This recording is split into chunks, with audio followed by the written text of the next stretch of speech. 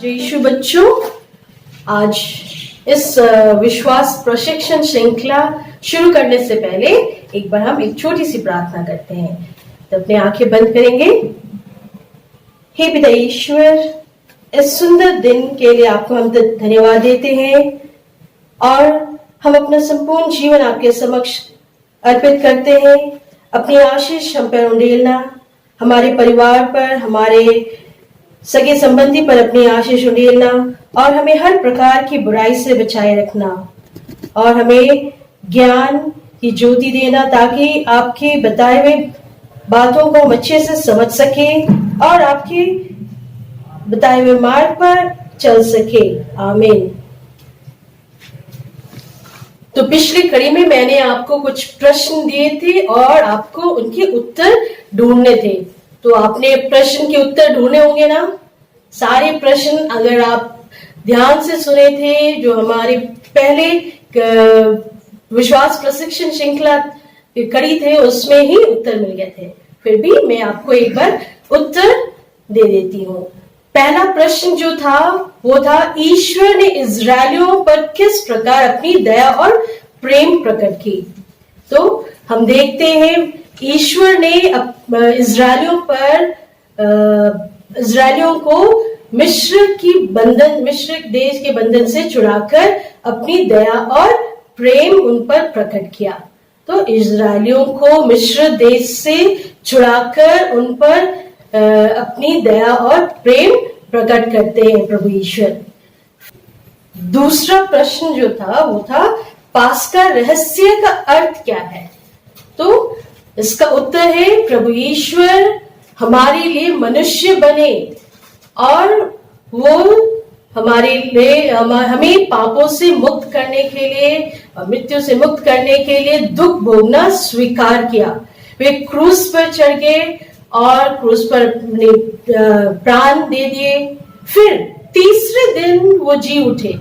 तो इन सारी घटनाओं के द्वारा जिसे हमें मुक्ति प्राप्त होती है, इसे हम पास्का रहस्य कहते हैं। तो पास्का रहस्य क्या है? पास्का रहस्य यह कि प्रभु ईश्वर हमारे लिए मनुष्य बने, वे हमें पाप और मृत्यु से मुक्त करने के लिए क्रूस पर चढ़ गए, मर गए, फिर तीसरे दिन जी उठे। इन सारी घटनाओं से जो हमें मुक्ति दिलाती है, उसे पास्का रहस्य कहते हैं। फिर तीसरा प्रश्न क्या है? वो तीसरा प्रश्न था, सम्मानीय प्रार्थना भक्ति का क्या अर्थ होता है? हाँ, सम्मानीय प्रार्थना भक्ति का अर्थ क्या है? हमने जैसे सुना था कि सम्मानीयता उपासना क्या है। कभी कभी हम अकेले, कभी अन्य लोगों के साथ में प्रार्थना करते हैं, उनके साथ में बाइबल पाठ करते हैं और उस बाइबल पाठ का मनन चिंतन करते हैं। फिर भजन गीत गाते हैं, गाना गाते हैं और अन्य धार्मिक कार्य करते हैं, जैसे तीर्थ यात्रा जाना। हाँ, तो ये सारे सामान्य कार्य जो है, जिनके द्वारा हम प्रभु ईश्वर को पाने की कृपा करते हैं, उनकी उपासना करने की कोशिश करते हैं, ये सामान्य उपासना का अर्थ है। ठीक है।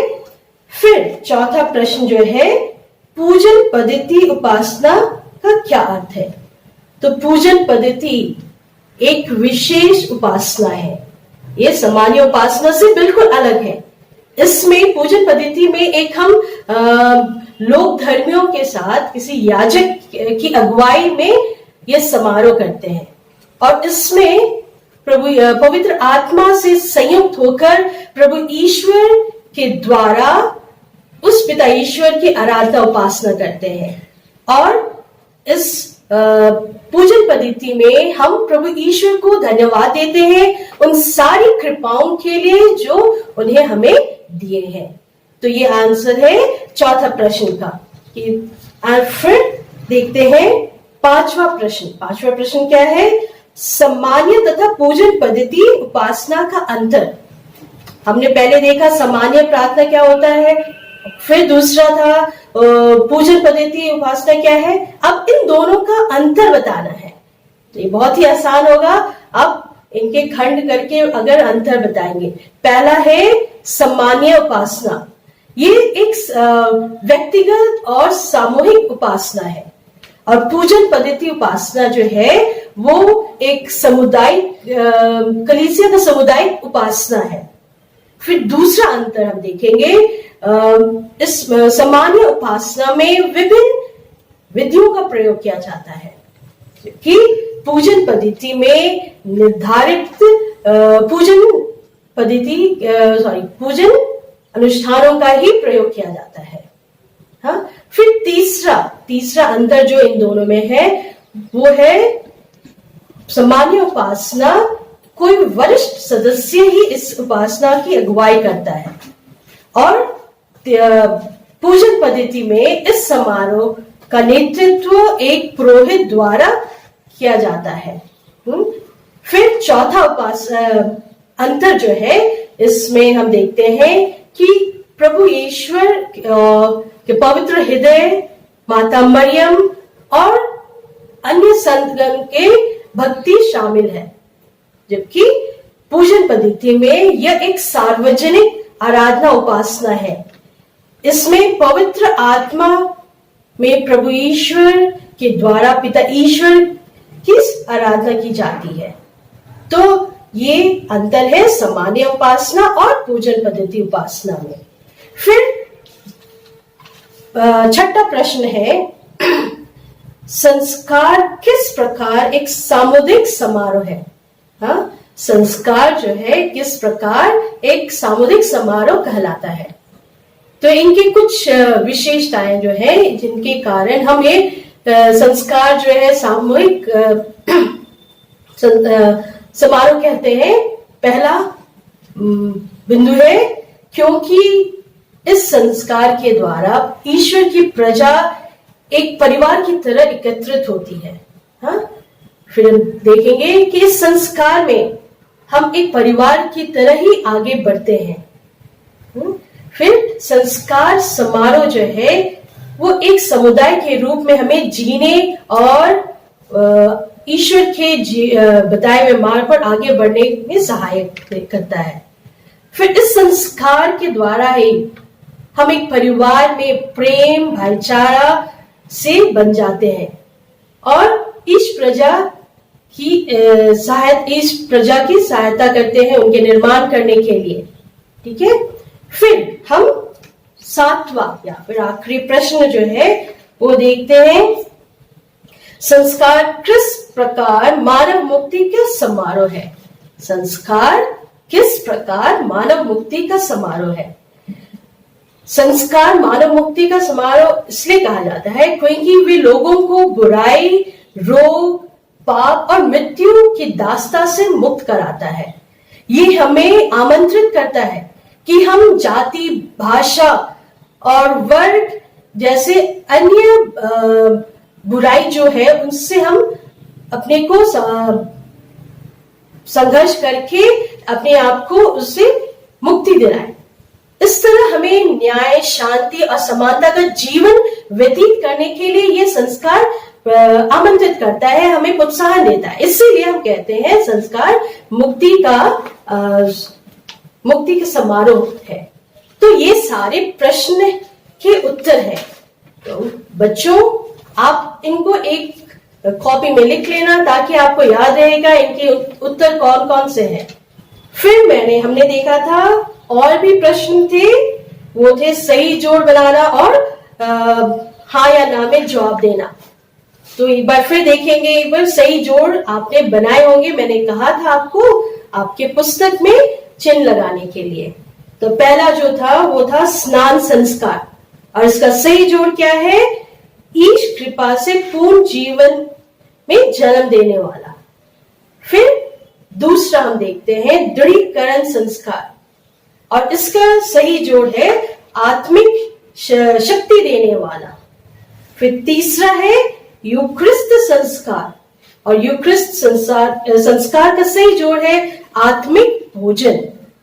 फिर पुनर्मिलन संस्कार, और इस चौथे का सही जोड़ हम देखते हैं पापों की क्षमा प्रदान करने वाला। फिर पांचवा है रोगी विलेपन संस्कार। रोगी विलेपन संस्कार है शारीरिक व आत्मिक चंगाई देने वाला। फिर छठा जो था पुरोहित अभिषेक संस्कार। पुरोहित अभिषेक संस्कार का सही जोड़ है ईश्वर का पुरोहित बनाने वाला। फिर सातवां है विवाह संस्कार और इसका सही जोड़ है स्त्री पुरुष का आपसी प्रेम बंधन। तो आप खंड ब में बस इसको नंबर लिख दीजिएगा। हाँ, फिर हम दूसरा प्रश्न देखेंगे, वो है हाँ या ना में जवाब देना। और इसमें था कि मिस्सा बलिदान में सक्रिय रूप से कौन भाग लेता है। तो पहला जो प्रश्न था, एंथनी चढ़ावे के समय मिस्सा बलिदान में पहुंचता है। तो इसका जवाब क्या होगा, ये सही है या गलत? ये गलत है, तो नहीं इसका आंसर होगा।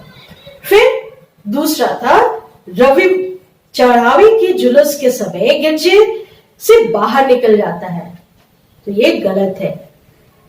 फिर तीसरा, देहरादून पल्ली के सभी विश्वासी मिस्सा बलिदान के एक साथ गाते और प्रार्थना करते हैं। हाँ, सभी एक साथ प्रार्थना करना चाहिए और मिस्सा बलिदान में भाग लेना चाहिए, तो ये सही है। फिर चौथा था, तेरसा मिस्सा बलिदान के समय रोजरी माला जपती है। तो बताओ बच्चों, ये सही है गलत है? गलत है, क्योंकि मिस्सा बलिदान के द्वारा हम रोजरी माला नहीं जपते। फिर पांचवा था, माइकल मिस्सा बलिदान के समय गिरजे के बाहर अपने मित्रों के साथ गप्पे मारता रहता है।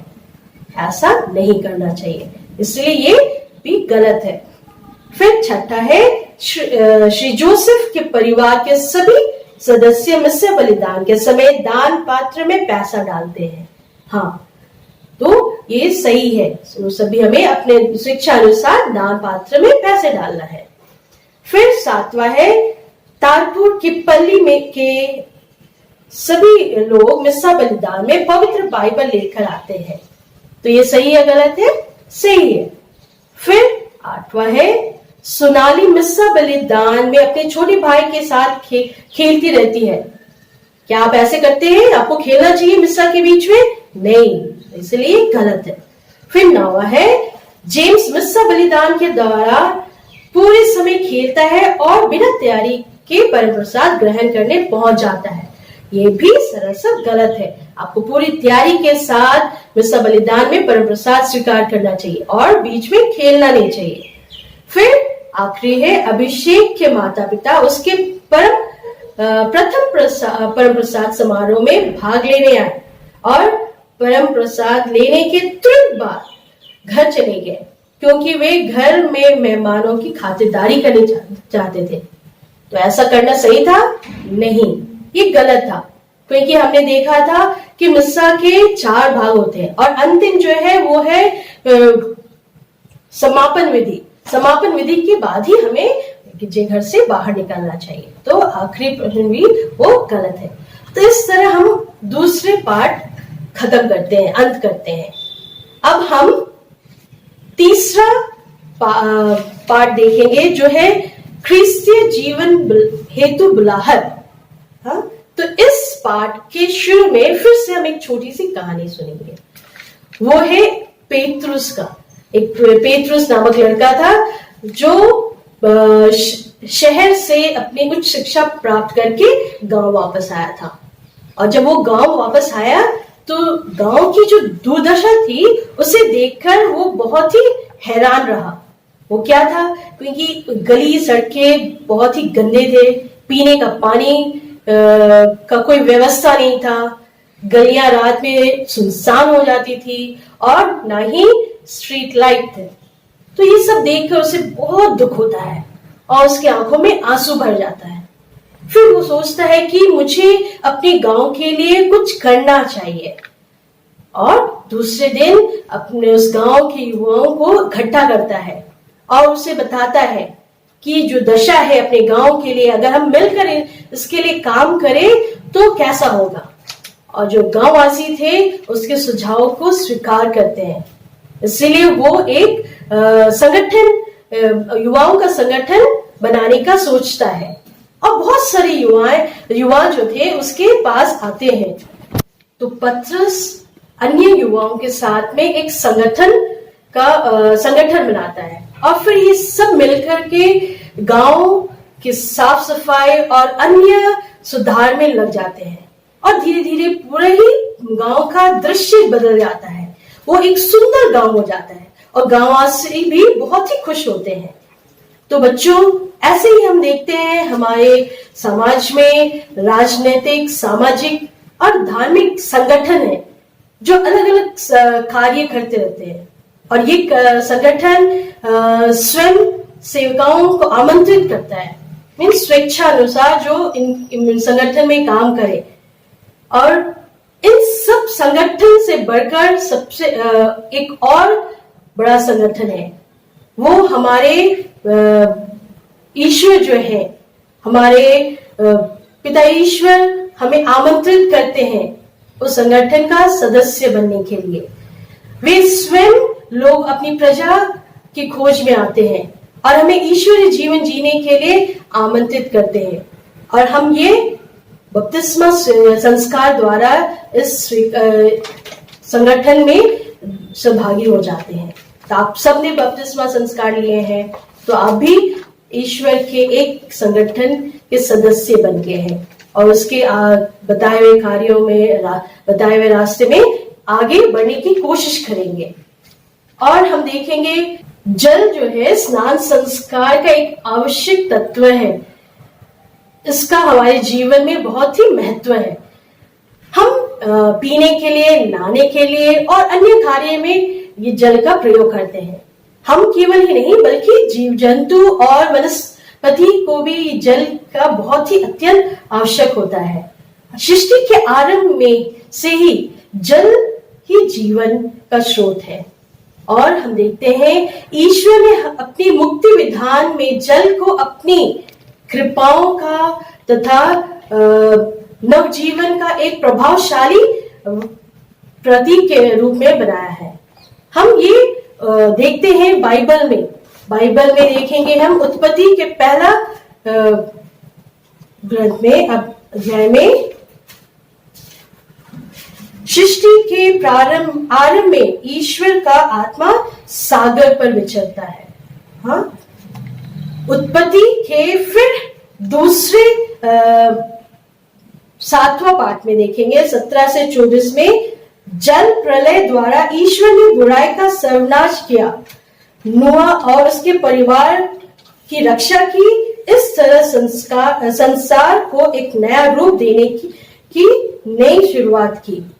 तो जल का एक अहम स्थान है हमारे जीवन में। फिर और भी ऐसे उदाहरण है हम बाइबल में पाएंगे जो जल से जुड़ा हुआ है। वो है, हम देखते हैं निर्गमन ग्रंथ 14:21 से 22 तक। ईश्वर ने इजरायलियों को सूखे पांव लाल सागर पार कराया। जल उसके दाएं और बाएं दीवार बनकर ठहर गया और वे मिस्र की गुलामी से बच गए। फिर हम देखते हैं राजाओं के ग्रंथ में सीरिया के नमान नामक सेनाध्यक्ष कोर जो हो गया था वो यरदन नदी के जल में नहाने से ठीक हो गया। फिर हम और देखेंगे बाइबल में एजेकियल के ग्रंथ में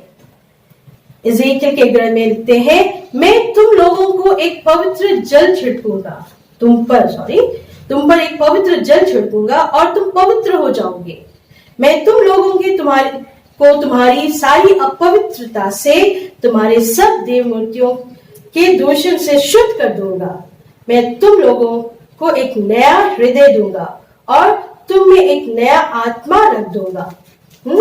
तो ये हम देखते हैं जल कैसे प्रभु ईश्वर ने अपने कृपाओं के लिए एक बहुत ही प्रभावशाली प्रतीक के रूप में उपयोग किया है। इसी तरह हम अगली कड़ी में और भी इसके बारे में अध्ययन करेंगे। ठीक है बच्चों, तो आइए इस कड़ी को एक छोटी सी प्रार्थना के द्वारा अंत करते हैं। हे पिता ईश्वर, तुझे धन्यवाद देते हैं आपके सुंदर वचनों के लिए जो आपने हमें दिए हैं। आपसे अनुग्रह करते हैं हमें ऐसे ही सदा आपके छत्र छाया में बनाए रखिएगा और हर प्रकार की बुराई से बचाए रखिएगा। आमीन।